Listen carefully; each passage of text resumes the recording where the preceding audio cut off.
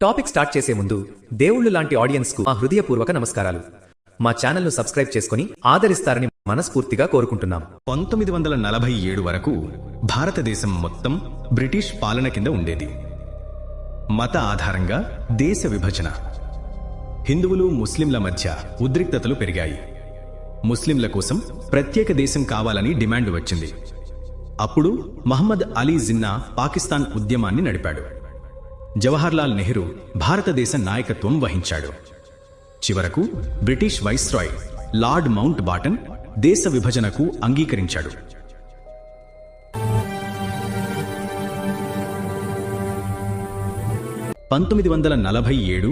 August 15 చరిత్ర మలుపు. భారత్ స్వతంత్ర దేశం, పాకిస్తాన్ కొత్తగా ఏర్పడిన ఇస్లామిక్ దేశం. కానీ దీనివల్ల 1 కోటి మందికి పైగా ప్రజలు వలస వెళ్లారు. 10 లక్షల మందికి పైగా చనిపోయారు. ప్రపంచంలోనే అతిపెద్ద రక్తపాతం కలిగిన దేశ విభజన ఇది.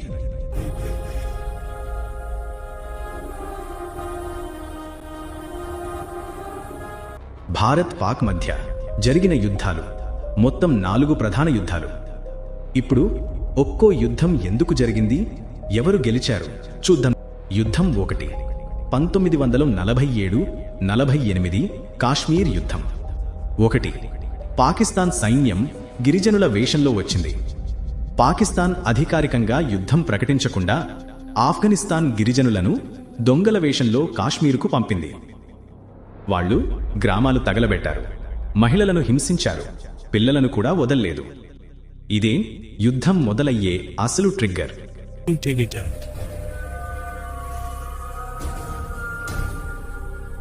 2 కాశ్మీర్ రాజు చివరి నిమిషంలో భారతదేశానికి సంతకం చేశాడు. కాశ్మీర్ రాజు హరిసింగ్ మొదట న్యూట్రల్గా ఉండాలని అనుకున్నాడు. కానీ దాడి భయంతో భారత్లో కలుస్తున్నాను అని తక్షణమే సంతకం చేశాడు. ఆ ఒక్క సంతకంతోనే ఈ రోజు వరకు కాశ్మీర్ సమస్య నడుస్తుంది.